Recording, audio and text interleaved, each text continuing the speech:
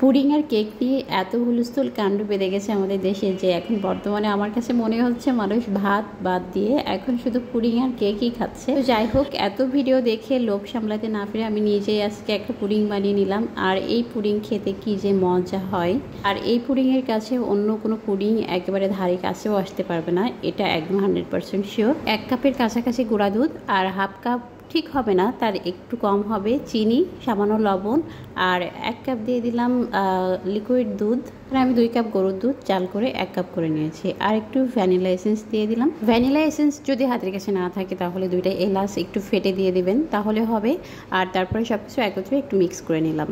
এখন পুডিংয়ের জন্য আমাদের মেন ইনগ্রিডিয়েন্ট হচ্ছে ডিম নিয়ে নিলাম এখানে 4টা। আমার এখানে লিকুইড ইনগ্রিডিয়েন্ট হচ্ছে 1.5 কাপের মতো হবে, এর জন্য 4টা ডিম নিয়েছি।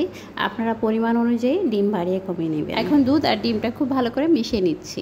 আর আপনারা চাইলে কিন্তু শুধুমাত্র গুঁড়া দুধ দিয়েও করতে পারবেন। 1 কাপ গুঁড়া দুধের সাথে 1 কাপ বা 1.5 কাপ পানি মিশিয়ে দিবেন। আর অনেকে বলেন গরুর দুধ দিয়ে পুডিং বানালে ফেটে যায়, যাদের ফেটে যায় তারা একটু কমেন্ট করবেন। আমি নেক্সট টাইমে গরুর দুধ দিয়ে একটা পুডিং বানিয়ে আপনাদের সাথে শেয়ার করব। এখন পুডিং এর জন্য আমরা ক্যারামেল বানিয়ে নিব। তার জন্য এখানে 3 টেবিল চামচের মতো চিনি আমি জাস্ট পাতিলের উপর রেখে দিয়েছিলাম। এটা অটোমেটিক্যালি মেল্ট হয়ে গেছে। আর যখন কালার চলে এসেছে নামিয়ে নিয়ে সেট করে দিয়েছি একটা পাত্রে। এখানে যে কাঁচের পাত্র আমি ব্যবহার করেছি এটা কিন্তু ওভেন প্রুফ।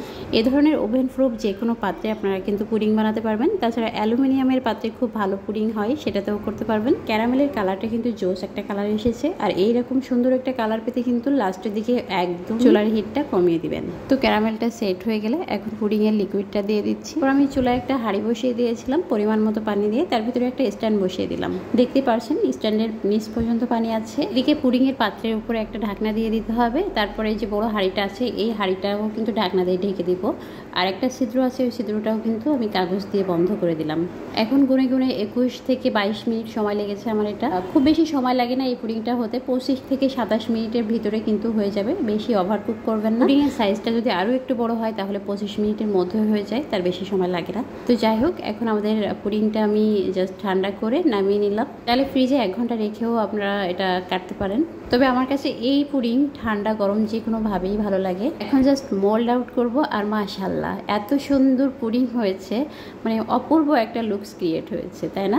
আর পুডিংয়ের পাত্রটা কিন্তু একদম ক্লিন বের হলো। আর পুডিংটা বাস্তবে দেখতে আরো বেশি আকর্ষণীয়, বেশি লোভনীয় লাগছিল। মানে এত লোভনীয় লাগছিল যেটা আমি বোঝাতে পারবো না। যদি না বানিয়ে খান, একবার বানিয়ে খেলেই বুঝতে পারবেন কতটা লোভনীয়। তো যাই হোক, আজকে ভিডিও দেখে যাদের যাদের লোভ লাগছে তারা কিন্তু অবশ্যই বাসায় ট্রাই করবেন। তাহলে আর ওই ভাইরাল পুডিং খেতে আপনাদের অত দূরে ছুটে যেতে হবে না, বা আফসোসও করতে হবে না যে আপনারা যেতে পারলেন না, খেতে পারলেন না, শুধুমাত্র ভিডিওতেই দেখে গেলেন। ভাইরাল পুডিং এর দাম যদি 100 টাকা হয় তাহলে নির্ঘাত এই পুডিং আপনারা 200 টাকা দিয়েও কিনে খাবেন। এত মজা হয় এটা। মেজারমেন্ট ঠিক রেখে অবশ্যই বানানোর চেষ্টা করবেন, সবাই সফল হবেন। কারণ পুডিং বানানো একেবারে পানির মতো ইজি।